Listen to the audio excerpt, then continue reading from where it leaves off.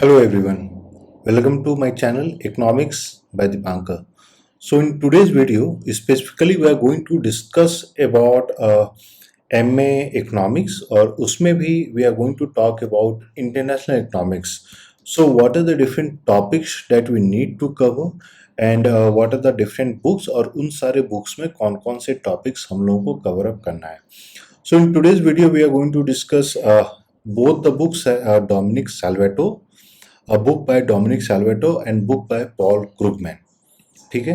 So if you look at the syllabus of for the entrance examination, so in the syllabus उसमें एक single topic दिया गया है and separately they have not mentioned about different topics under international economics.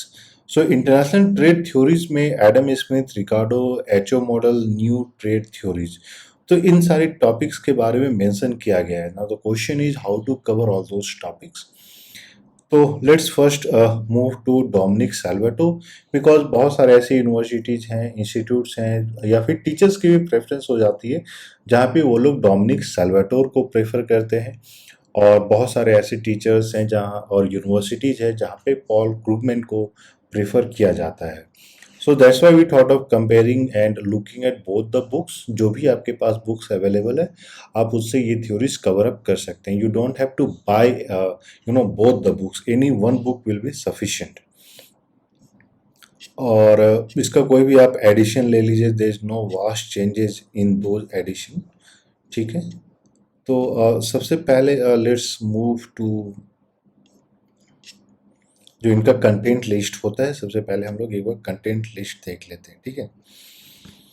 सो सबसे पहले अगर content list की हम लोग बात करते हैं, सो यहाँ पे आपको जो है पार्ट 1 इंटरनेशनल ट्रेड थ्योरी और डोमिनिक सैल्वाटोर अगर आपके पास है तो डोमिनिक सैल्वाटोर का जो फर्स्ट पार्ट है इसी में मोस्ट ऑफ द थिंग्स आपकी कवर अप हो जाती है, लाइक कंपैरेटिव एडवांटेज, और इसी में आपका जो है Ricardo model. So how is Ricardo model different from HO model. तो बेसिकली रिकार्डो में सिंगल फैक्टर ऑफ प्रोडक्शन था, डेट वाज लेबर, एंड वहाँ पे जो काम करता था वो कंपैरेटिव एडवांटेज के रूप में हम लोग देखते थे. लेकिन वहीं जब एचओ मॉडल की हम लोग बात करते हैं तो वहाँ पे टू इकॉनमी या two country two factor model हो जाता है. ठीक है. तो एक आपको जैसे देख लेना है कि एब्सोल्यूट एडवांटेज क्या होता है, रिलेटिव एडवांटेज क्या होता है.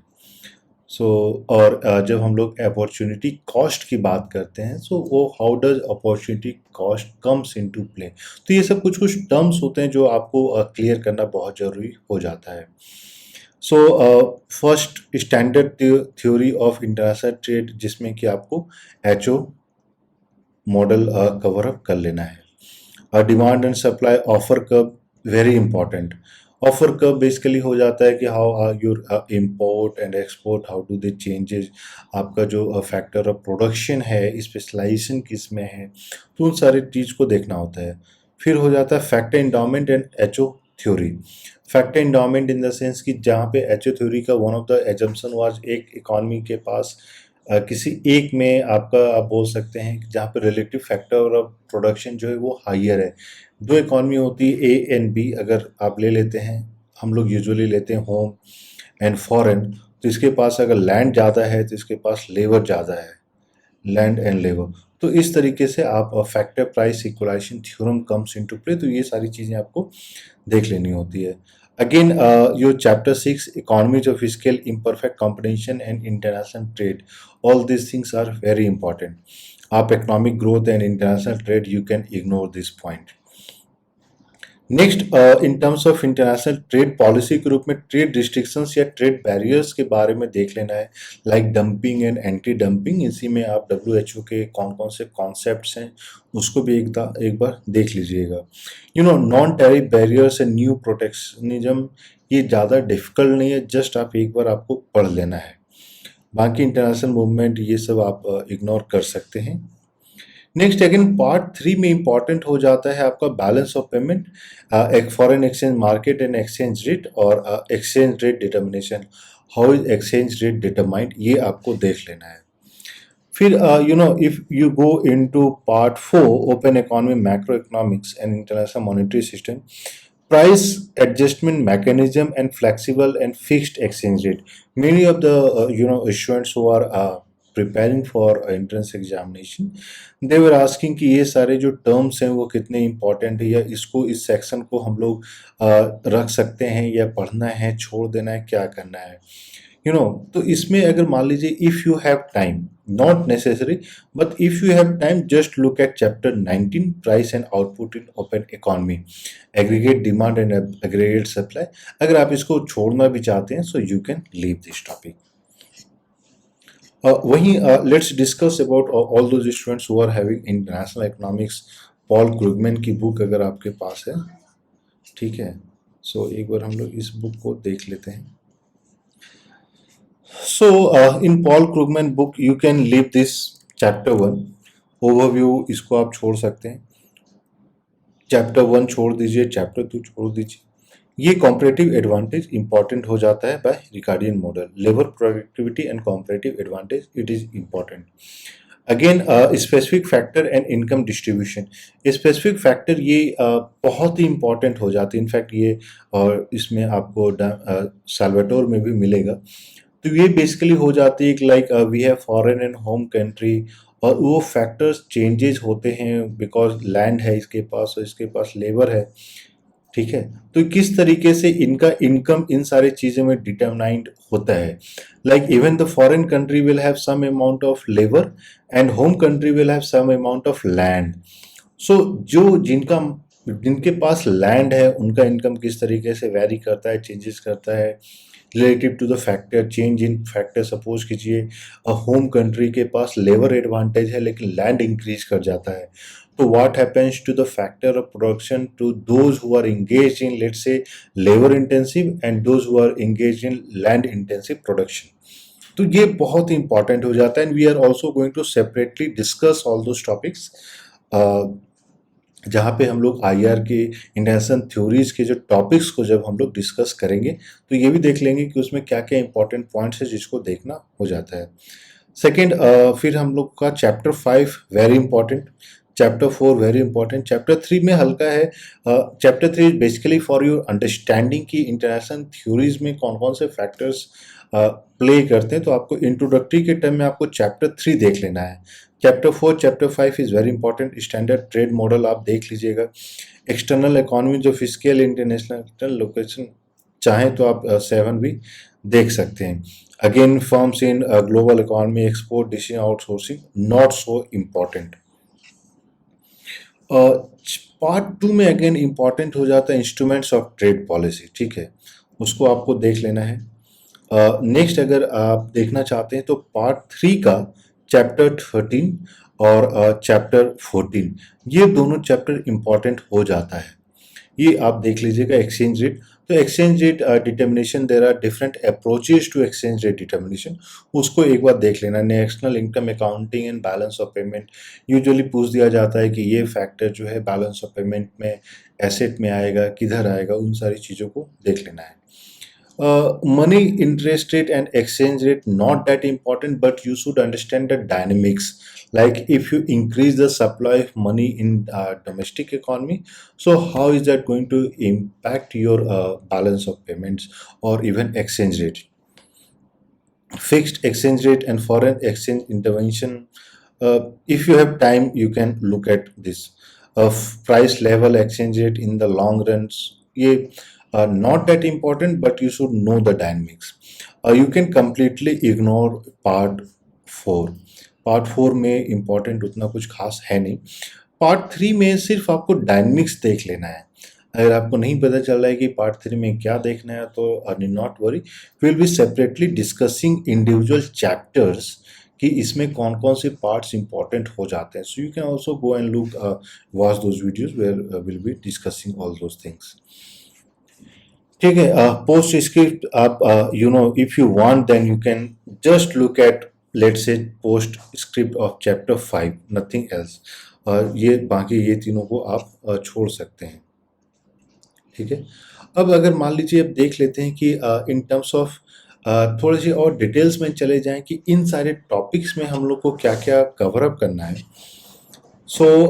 जैसे कि मैंने आपको बताया, chapter 3 is important. It will help you set the momentum for understanding theories of international trade. जैसे कि मैंने आपको बताया कि trade in one factor, determination of you can say relative prices. ठीक है, कॉम्परेटिव एडवांटेज कब होता है, एब्सोल्यूट एडवांटेज कब होता है, इन दोनों को डिफरेंस आपको पता होना चाहिए कि किस केस में हम लोग कॉम्परेटिव एडवांटेज बोलते हैं, किस केस में हम लोग एब्सोल्यूट एडवांटेज बोलते हैं। रिलेटिव वेज रेट्स, तो इस सब में बेसिकली जो हम लोगों ने बोले कि रिलेटिव वेज रेट्स का जो कॉन्सेप्ट आ जाता है, it's all about income associated with those factors which are engaged either in, let's say, labor intensive activities or land intensive activities for both home and foreign। तो वो very करता है। ठीक है, एक हम लोग सेपरेटली उसको भी डिस्कस कर लेंगे। अगेन स्पेसिफिक फैक्टर में इम्पॉर्टेंट हो जाता है, if you look at all those things, तो इंटरनेशनल ट्रेड इन स्पेसिफिक ये आपको देख लेना है। अगेन ये इम्पॉर्टेंट हो जाता है बहुत ज़्यादा, income distribution and gains from trade. जो मैंने आपको बात बोली कि सपोज कीजिए होम कंट्री है, और होम कंट्री सपोज कीजिए लेबर इंटेंसिव है। ठीक है, और ये प्रोड्यूस कर रहे हैं क्लोथ, और तो लेबर इंटेंसिव है, लेकिन इसका मतलब ये नहीं कि लैंड का यूज़ नहीं हो रहा है, लैंड का भी यूज़ हो रहा है। तो किस तरीके से जो लैंड इंगेज्ड है, लेट से, और हर एक कंट्री दो दो चीज़ें प्रोड्यूस करती है, क्लोथ भी प्रोड्यूस करती है और लेट से वीट भी प्रोड्यूस करती है। So what happens to the income who are engaged in wheat, both land and labor, and what happens to those engaged in production of cloth। और फिर उसके बाद जब ट्रेड स्टार्ट हो जाता है तो how does that gets distributed. So this is your income distribution and gains from trade, this is one of the most important topic. ठीक है, इसके बाद wage rate is case study, you can leave all those things. Marginal and total product relative prices and distribution of income, ये वाला part important हो जाता है। Marginal and total product you can leave, case study you can leave. ये सारे specific जो sectors हो जाते हैं, ये चीज़ आपका इंपॉर्टेंट हो जाता है। So from page number 51 to let's say page number 63, तो ये आपके लिए बहुत ही ज़्यादा इंपॉर्टेंट हो जाता है। नेक्स्ट आ जाते हैं चैप्टर नंबर 5 में, resources and trade HO model. तो इसमें बेसिक 2 फैक्टर मॉडल है, तो वो आपको देख लेना है क्या होता है। Choosing factor prices and goods prices, इसमें जैसे कभी कभी ये भी बोला जाता है कि एचओ जो मॉडल है, इसको हम लोग फैक्टर प्राइस इक्वलाइजेशन मॉडल भी बोलते हैं। तो how does this takes place, factor price equalization. तो क्या फैक्टर का क्या प्राइस इक्वलाइजेशन होता है, क्या लैंड के जो रेट्स होते हैं वो इक्वलाइज हो जाते हैं, वेज रेट्स इक्वलाइज हो जाते हैं बिफोर ट्रेड आफ्टर ट्रेड, तो उस चीज़ को हम लोगों को देख लेना होता है। relative prices and patterns from trade, so basically this talks about which country will export what commodity and which country will import what commodity। so HO model जो है उस चीज को प्रिडिक्ट करता है, और that's why we study HO model। तो इसको देख लेना है। तो ये वाला आप देख लीजिएगा, effects of international trade between 2 factor economies, ये आप देख लीजिएगा। और गुड्स प्राइसेस, फैक्टर प्राइसेस, ये इंपॉर्टेंट हो जाता है। मोर रिसोर्सेज छोड़ सकते हैं, चॉइस ऑफ टेक्निक्स छोड़ सकते हैं। ठीक है, और एम्पेरिकल एविडेंस जो है, इसमें आप जैसे ये दिया है, patterns of export between developed and developing countries, implication test, इसको आप छोड़ सकते हैं। लेकिन जैसे आपका एचओ मॉडल का जो टेस्ट किया गया था, जिसको हम लोग लियोन्टो पैराडॉक्स भी बोलते हैं, तो उसको आप एक बार देख लीजिएगा कि क्या है। ठीक है, फिर आ जाता है आपका चैप्टर 6 स्टैंडर्ड ट्रेड मॉडल। और स्टैंडर्ड ट्रेड मॉडल ये सारे जो है determining relative prices, welfare effect of change in terms of trade. तो basically welfare effect we are talking in terms of how does the income distribution takes place, और factor distribution take place, relative prices in demand, production possibilities and relative supply, इन सारे को देख लेना है। बाकी जो है ट्रेड एंड एक्सपोर्ट सब्स्टिट्यूट्स, इसको आप लोग एक बार देख लीजिएगा। Test economies of scale, you can leave all those things. So if we थोड़ा सा एक सल्वाटोर के रूप में भी अगर हम लोग देख लेते हैं, तो चैप्टर 2 आपका इम्पोर्टेंट हो जाता है। चैप्टर 2 सारा ही देख लीजिएगा। Basic gain from stage, constant curve, not so important, but then if you have time then you can have a look, you know. और इसके साथ साथ ही स्टैंडर्ड थ्योरी ऑफ ये बहुत ज़्यादा इम्पोर्टेंट हो जाता है। सो इसमें भी small country case with increasing cost important हो जाता है। Incomplete specialization you can leave basic and the gains from trade, ये इम्पॉर्टेंट हो जाता है।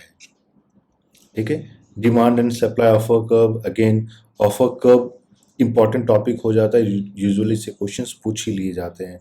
टर्म्स ऑफ ट्रेड ये देख लीजिएगा। Relationship between general and partial equilibrium analysis, not that important. Price and trade general, not that important, क्योंकि ये सारी चीज़ें हो जाती है जब कैलकुलेशंस आप करना चाह रहे हैं या एक्सप्लेनेशंस करना चाह रहे हैं, तो वो सारा इम्पॉर्टेंट हो जाता है। Factor endowment and HO theory, ये अगेन पूरा चैप्टर ही इंपॉर्टेंट हो जाता है। इन सारी चीज़ों को आप लोग देख लीजिएगा। फैक्टर इंडोमेंट, जैसे एचओ थ्योरम क्या हुआ, एचओ थ्योरम क्या बोलता है। फिर factor price equalization and income distribution, factor price equalization theorem क्या है। Relative and absolute factor price equalization, trade effect of trade on distribution income, chapter 126, very important. ठीक है। जो आपका जो मैंने बोला कि एम्पेरिकल टेस्ट होता है लियोन्टो पैराडॉक्स, तो ये लियोन्टो पैराडॉक्स किस चीज़ के बारे में बोला गया था, एक्सप्लेनेशन ऑफ लियोन्टो पैराडॉक्स की, उसको लेकर जो है फिर से एक्सप्लेन किया गया था। And that's what happens is the factor intensity reversal, एक बहुत इंपॉर्टेंट टॉपिक हो जाता है। Economies of scale, new trade theories, ये सिर्फ अगर आपको देखना है तो ठीक है। इंट्रा इंडस्ट्री ट्रेड क्या क्या बोलता है, उसको आप चाहें तो आपके पास समय है तो देख सकते हैं। सो बेसिकली यू नो, अगर if you ask from me कि डोमिनिक सल्वाटोर से कौन कौन सा इम्पोर्टेंट हो जाता है, तो ये chapter 3 is important, chapter 2 is important, chapter 4 is important, chapter 5 is important. और इसके बाद आपके पास मान लीजिए अगर समय होता है, सो आप चैप्टर 6 भी देख सकते हैं। So this is what we thought of discussing regarding topics that you need to cover for international trade. And what we have also planned is that each and every topic को हम लोग separately भी discuss करेंगे और इसको explain करेंगे। So आप अगर अभी तक आपने चैनल को सब्सक्राइब नहीं किया है तो प्लीज़ सब्सक्राइब कर लीजिए। And if you have any queries you can call us on the number 844-887-8849, and we'll be releasing the test series for CUT, ET, and along with that we'll be also providing question bank. So उन सारी चीज़ों को आप जो है देख के prepare कर सकते हैं। So if you have any queries, please message us or call us on this number. And कोई स्पेसिफिक है तो आप कमेंट में जाके कमेंट भी कर सकते हैं, and will try to answer it as soon as possible. So thank you and we wish you all the best.